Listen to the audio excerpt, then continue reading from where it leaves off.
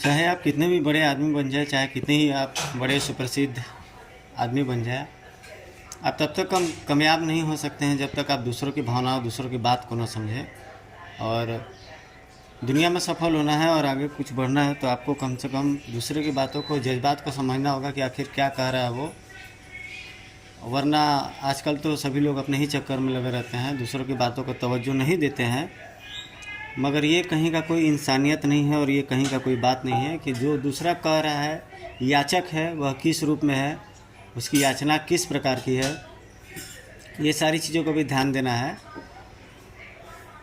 अफसोस की बात यह है कि ये सारी चीज़ें हमारे स्कूल, कॉलेज और यूनिवर्सिटी में नहीं पढ़ाई जाती हैं। समस्या की ये बात है, आजकल जो एजुकेशन का पैटर्न है, जो शिक्षण जो पद्धति है, उसमें सिर्फ किताबों के सिलेबस वगैरह पे पूरा करने पर ध्यान दिया जाता है और पाठ्यक्रम किसी तरीके से तोड़ मरोड़ करके पढ़ा दिया जाए, बच्चों के दिमाग में कुछ कुछ चीज़ों को ही भर दिया जाए। मगर असली जो एजुकेशन है, असली जो व्यावहारिकता का जो शिक्षा है, जो ज्ञान है, वो नहीं दिया जाता है। इसमें तमाम स्कूल, विश्वविद्यालय ये सारे के सारे फेल हैं। हम पेरेंट्स और गार्जियन और अभिभावक ये उम्मीद लगा कर के स्कूल कॉलेज में भेजते हैं कि लड़के बच्चे हमारे पढ़ लिख कर के आगे कुछ करेंगे, लेकिन जो समय है, जो जिस प्रकार से चीज़ें चल रही हैं, उसमें अच्छी शिक्षा और अच्छी एजुकेशन वह थोड़ी सी दुर्बल होती जा रही है, नहीं दिखाई पड़ रही है। पहले के समय में 18, 20, 22 साल तक चीज़ों को कुछ ढक टोप कर के रखा जाता था और बच्चों को शारीरिक मानसिक शिक्षा पर, विकास पर ध्यान दिया जाता था।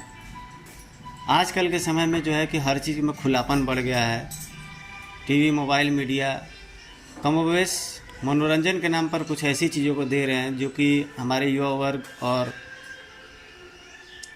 साथ ही साथ सीनियर सिटीजन के भी दिमाग पर असर कर रहा है। जबकि हम ये नहीं समझ में रहे कि यही वही जनरेशन है जो अगर उस लायक नहीं बन पाई तो ये किस तरह से कार्य को करेगी, चाहे कंपनी हो, चाहे परिवार हो, चाहे कोई भी तरह का हो। एक आम आदमी जो है कि सुबह से लेकर के शाम तक रात दिन अपने काम धाम में लगा रहता है या अपने सारे कार्यों को करता रहता है, मगर अंत में उसी अपेक्षा यही रहती है कि शाम को जाकर के एक रोटी आराम से सुकून से बैठ करके अपने परिवार में खाए।